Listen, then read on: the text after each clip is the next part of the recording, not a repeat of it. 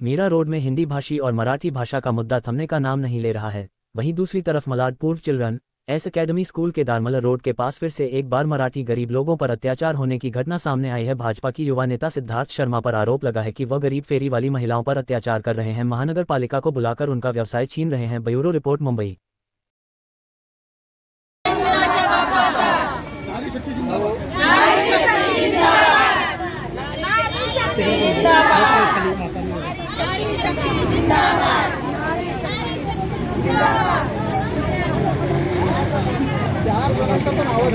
तुमच्या मीडियाच्या माध्यमातूनच तुम्हाला आभार व्यक्त करतो की ॲटलिस्ट एवढ्या 2 महिन्याच्या याच्यामध्ये तुम्ही ह्या ज्या गरीब बायका आहे यांची व्यथा ऐकण्यासाठी, या लोकांची जी तकलीफ आहे ती ऐकण्यासाठी तुम्ही इकडे आलात, तर सगळ्यात पहिले मी तुमचा धन्यवाद करतो। दुसरी गोष्ट, आज ही गरीब महिला ज्या आहेत हे तुम्हाला आता त्या स्वतः सांगतील की काय करून, माझ्या तोंडून आपण नंतर ऐकूया। या गरीब महिला आज पहिले कचरा उचलायच्या, कचरा उचलून त्यांचं पोट भरायच्या, त्यांच्या फॅमिलीचं पोट भरायच्या। आज कचरापेटी उचलल्या गेलेली आहे पूर्णपणे। तुम्हाला माहिती आहे की BMCने कचरापेटी बंद केली, घरोघरी कचरा उचलून घेऊन जातात। आज त्यांच्याकडे काही काम नाही आहे। आज काम नसल्यामुळे त्यांना एक छोटासा रोजगार मिळाला आहे, त्या रोजगाराने त्यांचं पोट भरलं जातं। पण लास्ट 2 महिन्यापासून आहे ना, आज त्यांच्या पोटावर लात आहे। आज त्यांना घर चालवायचं कसं याची व्यथा झाली आहे। पुढची गोष्ट सगळे काही तुम्ही डायरेक्ट त्यांच्याशी विचारू शकता। ताई, काय अशी धमकी दिलेली आम्हाला, त्यांची क्लिक पण आहे आमच्याकडे। नारी शक्ती आई नई रोशनी लाई। हे बघा, आम्ही इकडे व्यवसाय करतो। आम्हाला आता 20-25 वर्षे झाले इकडं। आम्ही पहिले कचरा नेसत होतो।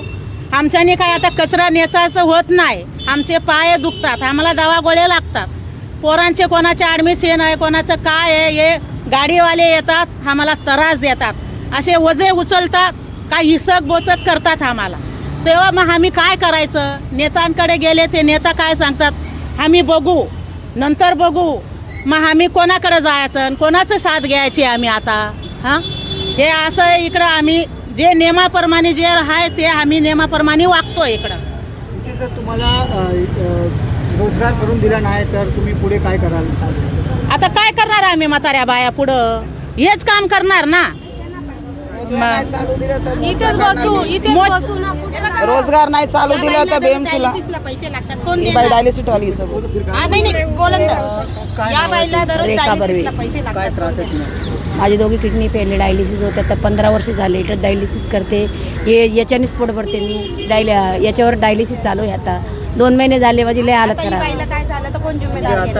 नवरा बेवडा माझा। तुम्हाला काय पर्याय आहे का? काही रोजगाराचा पर्याय याच्याशिवाय काहीच पर्याय नाही आम्हाला बसू द्या इथं।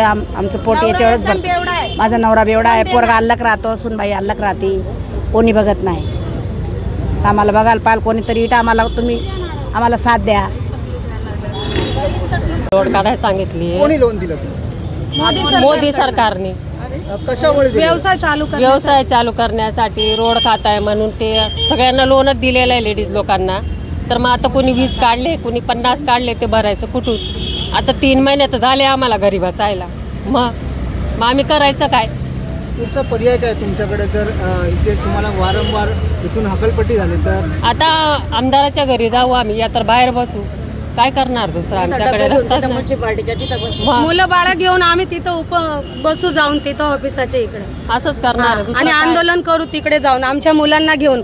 कारण घरात अपंग मुलं असून सुद्धा त्यांना दया येत नाही। अक्षरशः आमची लॉकडाऊन सारखी परिस्थिती झालेली आहे आमची। आज घरात 16 वर्षाची मुलगी आहे, मी आमदार साहेबांच्या ऑफिसात घेऊन जाऊन दाखवून पण तरी त्यांना दया येत नाहीये। मग आम्ही काय करायचं? तिथे जाऊन आत्महत्या करायची का, की घरात फाशी लावून लटकायचं? करायचं तरी काय आम्ही? आम्हाला यांनीच, नेता लोकांनी सांगावा, त्या पर्यायाने आम्ही करू, नाहीतर त्यांनी आम्हाला त्यांच्या घरातले कामं द्यावा, संडास बाथरूम धुवायला लावा, आम्ही तुमच्या घरात कामं करतो। म्हणजे निवड तुमचा रोजगार मिळण्यासाठीच जो हट्ट आहे तोच हट्ट आहे आमचा, बाकी काय नाही। आमचा रोजगार आम्हाला मिळाला तेच हट्ट आहे आमचं।